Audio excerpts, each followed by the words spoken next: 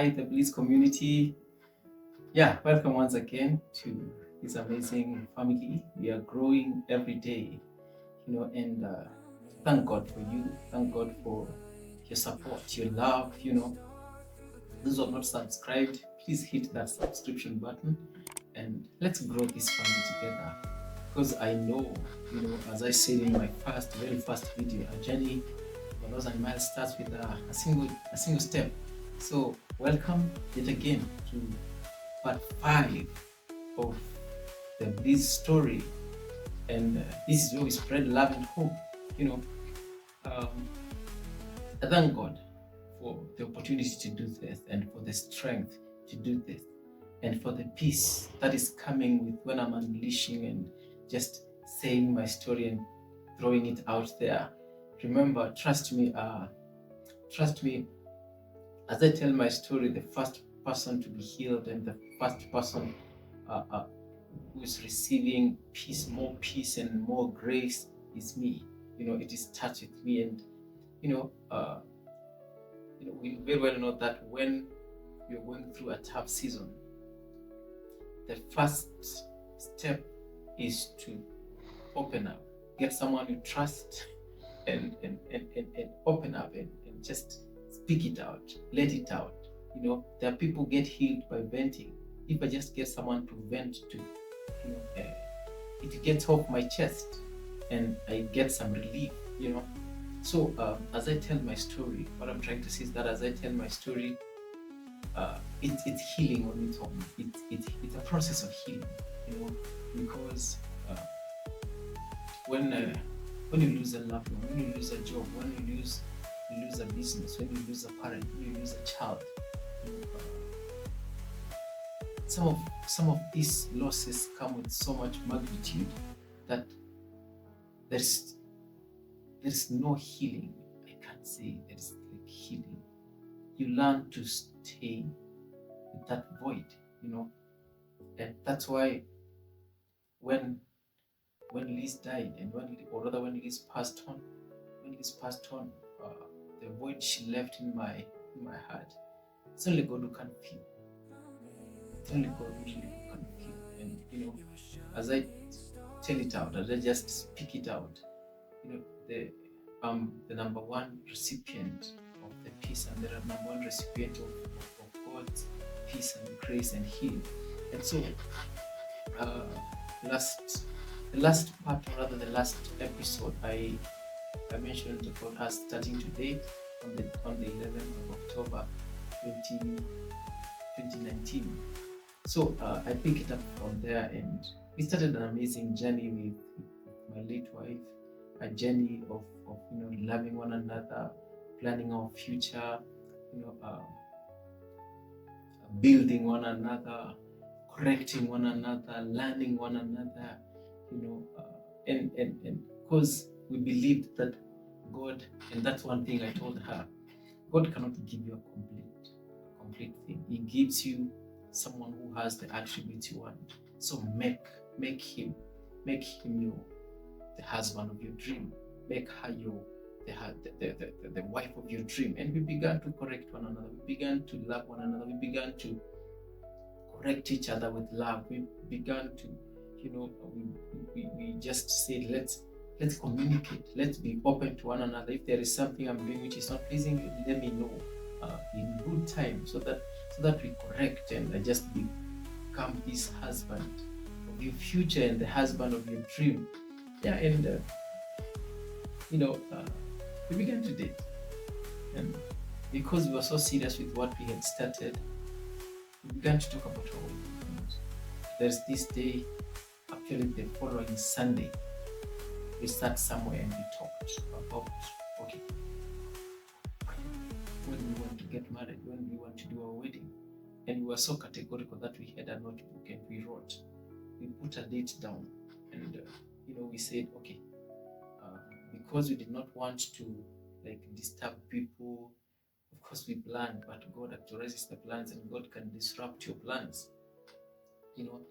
And we just began to put things down, to plan ahead of time, and to write things down.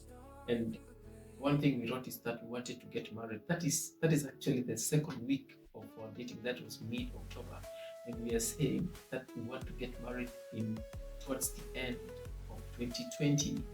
Uh, Remember that time I don't have a job, but we are planning to get married. We are planning a wedding that needs resources, and that's why God will never plan with, you know, does not plan with your wallet, does not plan with your account. The moment you put God in the picture, He will always provide. So we just planned, knowing that I don't have a job, but we knew that God will do something. So we began to we put 21st of November 2020 as our wedding date because we wanted to give ourselves a cushion, like enough time to save, because we wanted to just begin saving for our wedding, and by the time that date is with us, we don't need to begin to like put people in a committee in a WhatsApp group, which late happened. God is just God. You can plan your things and say this is what we want, but God knows what you want, and that's why He says His thoughts are higher than our thoughts, and His ways are higher than our ways. The second week of our dating, we began to save for our wedding. We met in town and we opened an account, a Kima account. I can never forget, with Copper. And remember, I'm not working, so we agreed we put 5,000 as the first deposit. And this told me, since you're not working, yeah, I'll do 3K. You do 3K. You do 2K. And I told her, okay, that's fine. At that moment, the only money I have is fare and to come meet her. It's fair to come to town and meet her. And I knew that where there is a will, there is a way. So as long as we've agreed that we begin to save, God will provide. And guess what? When I got home, by the time I'm getting home, I see an M-Pesa notification that Liz has sent me 3,000, because she told me you're the man, so you're the one to make the deposits. So I'm gonna send you my 3,000. I never knew that it's gonna be that fast. And Liz was this person who, when she says I will do something, she could proceed to do it with precision. And Liz sent me 3,000. I'm like, so that put me under so much pressure to get my 2,000. Guess what? I get home, I get to the house I was living, the place I was living, that apartment, there was internet.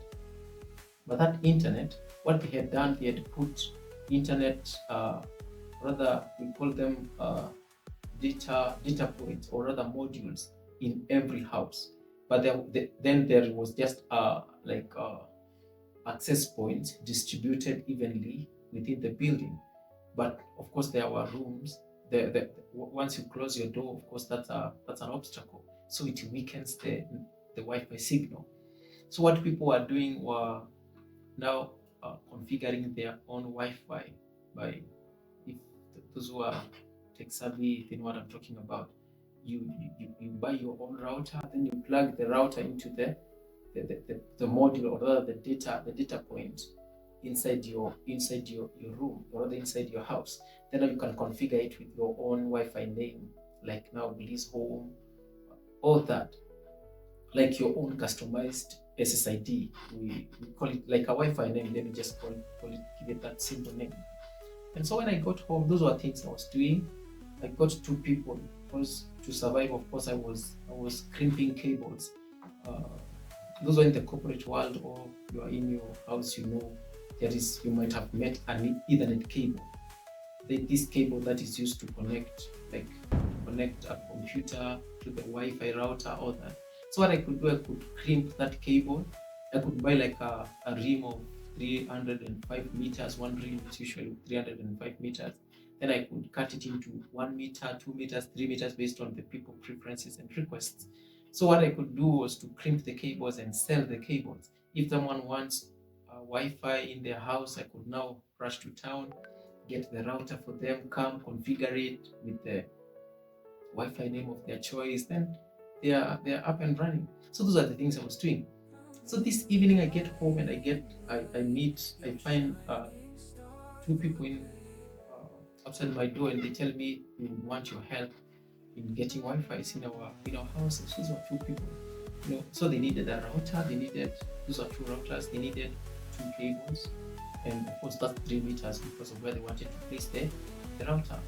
And trust me, I made, from now, the job I did for those two people, I made 2,500. That is 2,500. And guess how much money I needed to raise for us to start saving? It's 2K. So Lisa sent me her 3,000, and I now have my 2,000. I told her, love, I have my 2,000, and I did the deposit in our joint account, and I sent her the message, of course, for accountability. And she was so happy. She was just so happy, and excited, and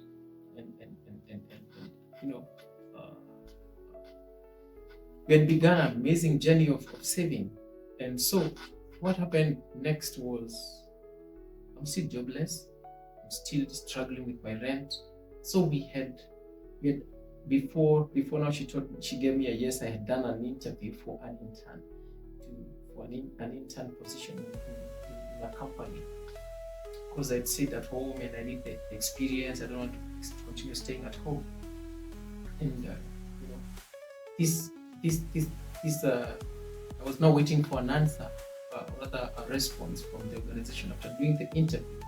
So towards the end of November, towards the end of October, in our dating now, in our first 3 weeks of dating, I receive a call, and this organization calls me and they tell me, okay, you passed the interview, you were the best, and we want you to start the job. And I asked them, okay, because during the interview, of course, the package they were giving me, I asked them to see if they can revisit, and they could maybe revisit it upwards a little bit, because it was barely my rent, and you need transport, you need food. And they called me and told me that you passed the interview and we considered your request. Based on your experience, we have decided to give you a contract instead of an internship. So you'll start with a fixed contract of 6 months, and your remunerations has been revisited from this amount, or rather what you had been told about, to this amount. And I was so happy. I just was so excited. At that time, I had left home to join my mother, my biological mother, at Isili, to help her with some purchases, because she does clothes. She buys clothes and goes to sell. And so I'm in a matatu, and I'm just going to, and I almost lost myself. And at that point, I called Wairimu and I told her. At that time, she had gone to see her father in Shanks, and I was just happiest man in the matatu. And I called her, and she picked, and I told her, guess what? Good news, I have a job. And she was like, what? What you've been praying for, God has answered. And I told her, indeed, it's true. When God says, whoever finds a wife finds a good thing and obtains favor with him. I told her that I don't regret ever meeting you, because even before you become a wife, God talks about whoever finds a wife. So I found you, and you're already a wife. Before even becoming my wife, you can do a wedding, which is fast approaching. I told her, indeed, whoever finds a wife finds a good thing and obtains favor. But this is God's favor for just you coming into my life. And that's how I got my job. And at least now I did not have any stress now about where is my next month's contribution towards our joint account contribution coming from. And now we said, now since you're working and I'm working, let's now push it to each of us 5,000. So I could do 5K every month, and she could do 5K every month. And that's how we began our journey of saving for our wedding. And we continue to love on one another, and to push our account, to push. So because Liz was working with a parastatal then, so she could get so many outings, and of course that counts for government, that counts as per diem. Liz could selflessly put 50% of her per diem in our joint account, without telling me you're not making more, you're not putting more, because me, I'm working in a private entity, so there is no per diems, of course. So she could selflessly save more without asking me why I'm not doing more. But sometimes I could get some side gigs. Someone wants a laptop repaired, and I could do it during my free time, and I get something small, and I could also throw there. But she could do much of the contributions, and I saw such a selfless girl, I saw such a committed lady, I saw such a, this girl who just wants to get things done without asking what is the other person doing. And that's how we continue to save for our wedding. Yeah. So let me end this episode there, and request you to continue subscribing, continue loving on Bliss community. Let's continue growing, because I know that I'm so certain that in the next couple of months, this channel will gain favor with God, and we will reach out to people, we'll encourage people, we'll stand in podiums to encourage people through our story. And I can't wait. I can't wait to see people being transformed by my story, and everyone else will be walking with me this journey, because I know God is lifting people, God is bringing people together to support my initiatives, to support the Bliss Foundation, which basically is